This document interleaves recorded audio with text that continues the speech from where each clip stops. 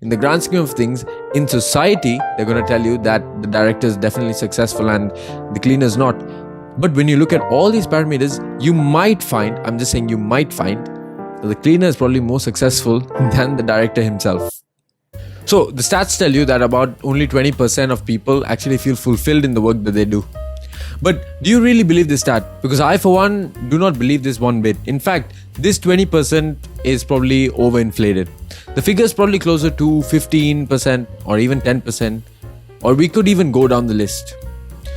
Because no matter what you think, people are always going to talk about two things which drive their motivation to work. Number one is money, and number two is prestige. Let's just take your country for example. What is that one profession that is just over-glorified in your country? That if somebody works in that field, it's just like they're the kings of the place, right? Let's just take India for example. India, you have to become a doctor or an engineer or a lawyer or something of that sort where you can get supposedly stable pay and there's a lot of prestige attached to it, right? So society cares a lot. And that's what the idea is behind it, right? That's why people push you towards it. But when you think about it, is it really worth it pursuing these traditional careers, earning the money that you earn if you don't really feel fulfilled? That is why there's two ways to look at the work that you do. Number one, you can either feel fulfilled with the work you do. Number two, you're just doing it for the money. Now, I'm not shooting anyone down, but we need to explore that there are two kinds of ways to work. And it's your choice ultimately to choose what you want to do with it. But we have to understand that the traditional success that we talk about might not really exist in the world anymore. With the changing times and the changing viewpoints that everybody has in this new generation, we might have to adapt a little bit different to what we've been doing before. And that's what we're going to discuss in this week's video. For this argument, I want to take two kinds of people. Number one, I'm going to assume a cleaner. And number two, I'm going to assume a director of a very big company. Now, let's take first the cleaner. You might think that the cleaner is irrelevant and can be replaced very easily. However, the director is somebody very important in a company and makes the key decisions in that company, right? But what if I tell you now that the efficiency with which they both operate is pretty different, right? Where the cleaner is actually taking care of many other cleaners, yet he does his work with 100% efficiency. Any nook and corner that he's visited has been clean once he's left, right? And the company does appreciate him for that. But all he is just a cleaner though.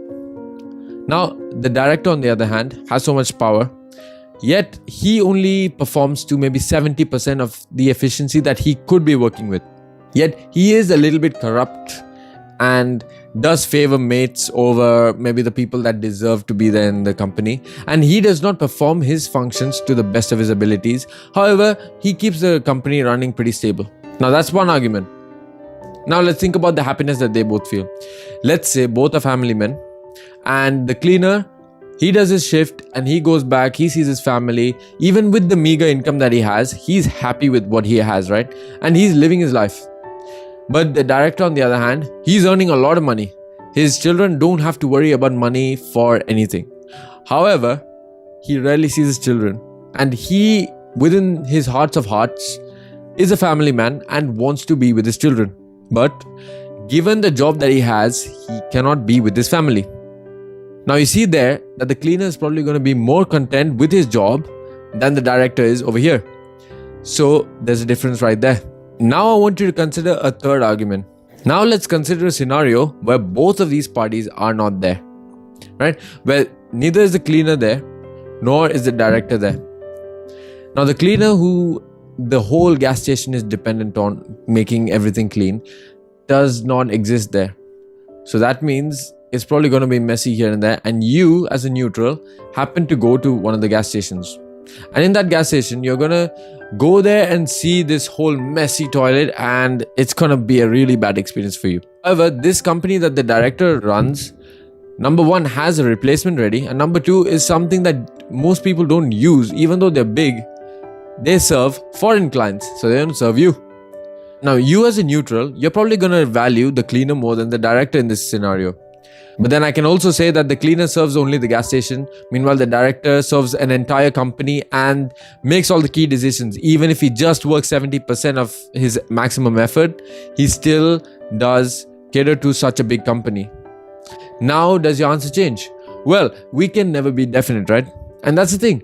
The way you value could be very different based on what parameters you take. That's why you can't just use one system or one metric to value somebody. You can't just say that the director is more influential than the cleaner because of his job title. It depends on many factors. And so that's the main idea of this whole example. You have to start criticizing what it is that they do and how efficiently they do it. Because you have to consider fulfillment with many categories, like the things that we discussed here. With all these categories combined, you can then make a judgment on whether they are actually feeling fulfilled, whether they're actually contributing to society as they could be doing. And when you have these kind of thoughts, then you rethink about success completely. Like, is the cleaner successful? Is the director successful? Well, if they're not doing it to the best of their abilities, they are probably not being successful, even though in the grand scheme of things, in society, they're going to tell you that the director is definitely successful and the cleaner is not. But when you look at all these parameters, you might find, I'm just saying you might find, that the cleaner is probably more successful than the director himself. And if you guys are into your movies, then I have a very good recommendation for you guys to watch. It's called The Society on Netflix. It's essentially about few teenagers going for a party, then coming back home due to a rain, and then eventually they see that all the parents, all the adults have completely disappeared. So they don't know where anybody else is. It's just these group of, let's say, 100 students, and they have to just survive in the world. Right? At first, it's all fun because no parents, no adults, no rules. It's all fun. But with the days passing by, they see that things probably aren't as easy as they thought it was initially. So then they start to plan a system out, right? With very basic jobs like distributing whatever's left in the supermarket and trying to survive that way. The days just go by just like this. And eventually, they see that they need to implement way more systems. Right? So eventually what happens is, without spoiling too much, they have systems for the police, they have systems for security, they have systems for the law, they have systems to monitor supply chain and grocery supplies and every single thing that you can imagine, doctors and agriculturalists, and they have almost every job covered, right? And so that's what is actually important. Think about it, right? As low as you might think of maybe even cleaners in that place, and you might think the lawyer who makes the decisions over all the people around there are probably the most powerful. Well, think about the cleaners, right? Because it's just a group of 100 students. Let's say the cleaners neglect their job, right? The garbage truck disposal people, if they neglect their job, what do you think is going to happen to the environment? It's just going to go to shit. And so that's exactly what we were talking about in the previous example, where it's actually about what do you contribute to society, because sometimes you could just be a cog in the system, right? Think about cogs. If one cog does not move, if one is rigid, the other one can't move freely. So you need both cogs to move freely and then all the cogs to work the same way. And if one is clogged up, then the whole system doesn't move. And that's why sometimes, even if you don't realize it, you might think that your job is worthless. But the thing is, sometimes you are one of those small cogs that if they don't work, the entire system doesn't work. And you won't notice it outright, but in truth, without you, the system wouldn't really work the same. And even in the society that we're talking about there, the thing that they realize is that whether you're the cleaner, whether you're the farmer, whether you're the lawyer, whoever you are, if one does not work, the other one doesn't work. And if all of them don't work together, then they're probably doomed. There is no one thing that is above the rest, because while you might think one takes the decisions while the other one doesn't, and while the other one's just laboring, let's just say that the other person doesn't labor. What's going to happen to these people, the people taking the decisions? Because whether you're the farmers, whether you're the lawyers or the engineers, you'll have to eat, right? So let's say the laborers don't do their job. What's going to happen? They're probably not going to get their food.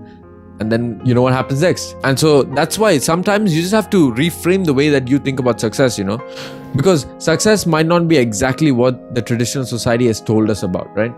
Where certain jobs precede the other one. In fact, It's all about what you can contribute to society. How much do you influence society? It doesn't matter whether you're a plumber. You know, a plumber makes a lot more than most jobs out there right now because of the scarcity in supply. It can make so much, but generally, right, traditionally, people think of plumbers as being poor and weak, but in truth, they're not now.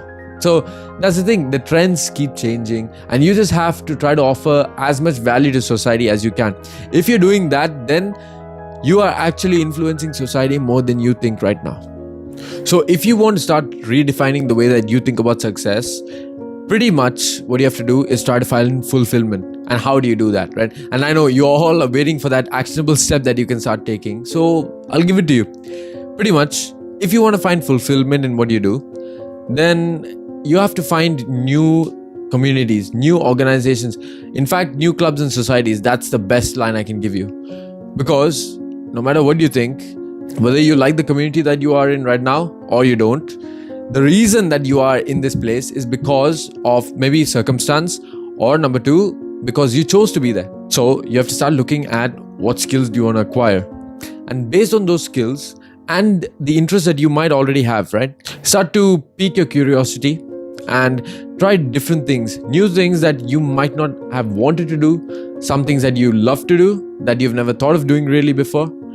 Find a combination of all these things and these skills and try to incorporate them into one. And when you try to experience new things, you're going to find out that there was a few things that you probably didn't like before that you actually do like now. So if you want to redefine success, there's your actionable step. In fact, let me tell you something. Maybe the reason that you are where you are is probably because you start chasing these titles and these specific positions, right? You're not really looking out for efficiency and the things that you like, right? Because no matter what you do, whether you're an executive, whether you're a tiller, whether you're a cleaner, it does not matter, because all that does matter, and the way that we look at success itself should change to how much effort do you put into what you do? How much fulfillment do you get out of the work that you do? And these, like I said, is not just one parameter to determine whether you're feeling fulfilled or not. It requires a lot of parameters, and when you combine these together, then you're going to understand, do I really feel fulfilled, or is it just a facade? Is it something inside my head telling me that I'm feeling fulfilled? And for many other people, is it something in my head telling me that I'm not fulfilled when I actually am feeling fulfilled? And so with that, we come to the end of this one. And if you guys enjoyed this as much as I did, then go ahead and drop that like, subscribe to the channel, and hit the notifications bell. And go ahead and share it with your friends, your family, anybody who you think really needs to hear this message. Go ahead and share it with them to probably change their life forever. And go ahead and drop a comment in the comments box about something you thought about this video, or something you guys would like to see me talk about in a future video. And with that, I leave you all and see you all in the next video. And remember, never stop dreaming. See you all. I'ma take what's mine with the webs I'm weaving. I could take this crowd from seeing to believing. Got a taste for blood and my tongue keeps bleeding from the words I spit. So sharp, so freezing, so cold.